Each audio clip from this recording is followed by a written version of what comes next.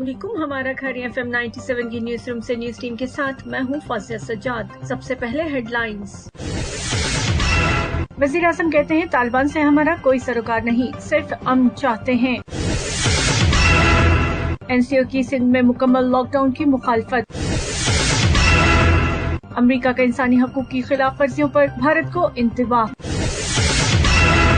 गुलियाना के नवाही गांव चक बख्तावर का जंड शरीफ की तरफ से आने वाला रास्ता मुकम्मल बंद।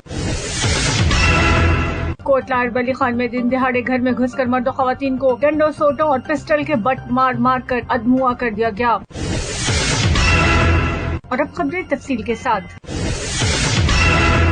वज़ीर आज़म इमरान खान कहते हैं कि हम अफगानिस्तान में सिर्फ अमन चाहते हैं, तालिबान से हमारा कोई सरोकार नहीं। वज़ीर आज़म ने कहा कि हमेशा से यही मौक़िफ़ रहा है कि अफगान मसले का हल अस्करी नहीं। दुनिया की अजीम फौजी इत्तेहाद नेटो को 1.5 लाख फौज के साथ अफगानिस्तान में नाकामी हुई। हमने वाज़ेह अल्फाज में कहा कि फौजी कार्रवाई की हरगिज़ हिमायत नहीं करेंगे। अमेरिका हम पर दबाव डालता रहा कि शुमाली वज़ीरिस्तान में तालिबान के ठिकाने हैं। हम यकीन रखते हैं कि अफगानिस्तान को बाहर से कंट्रोल नहीं किया जा सकता। अफगानों की तारीख है कि वो हमेशा से आज़ादी पसंद रहे हैं।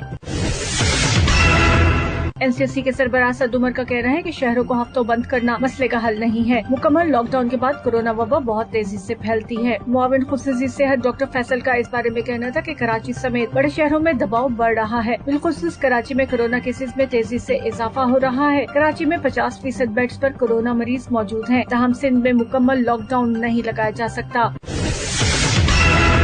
अरब 97 इंटरनेशनल।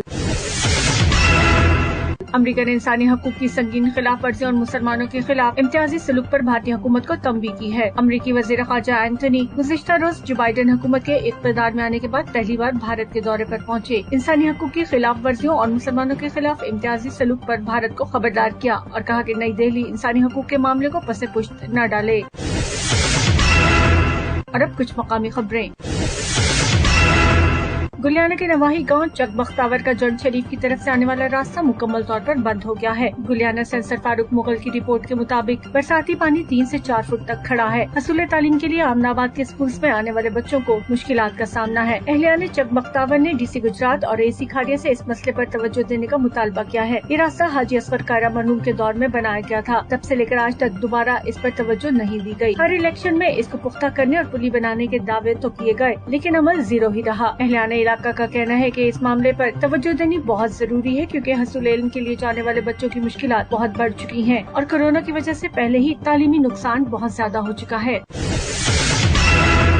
दिन दिहाड़े घर में घुसकर मर्दों खवातीन को डंडों सोटों और पिस्तौल के बट मार मार कर अधमुआ कर दिया गया। सैयद जुल्फकार शाह की रिपोर्ट के मुताबिक कोटला अरबली खान के रिहायशी मोहम्मद रजा का कहना है कि 26 जुलाई को दिन दिहाड़े अल्ताफ, अरसलान, इरफान और दीगर लोगों ने डंडे सोटों और पिस्तौल से मुसल्ला होकर हमारे घर धावा बोल दिया। मुझे, मेरी बीवी और बेटे को ज़दोकोब करने लगे। वावेला करने पर हमसाये में मुकीम हकीकी भाई मदद को आया तो उस पर भी हमलावर हो गए और उसे भी जख्मी कर दिया गया। पुलिस थाना ककराली ने मुकदमा दर्ज करके मुलजिमान की तलाश शुरू कर दी है। ये थी अब तक की कुछ खास खबरें। मजीद खबरों और उनकी तफसीलात के लिए सुनते रहिए हमारा खरिया FM 97 और विजिट कीजिए News 97 Facebook ऑफिशियल और YouTube पर News 97 ऑफिशियल।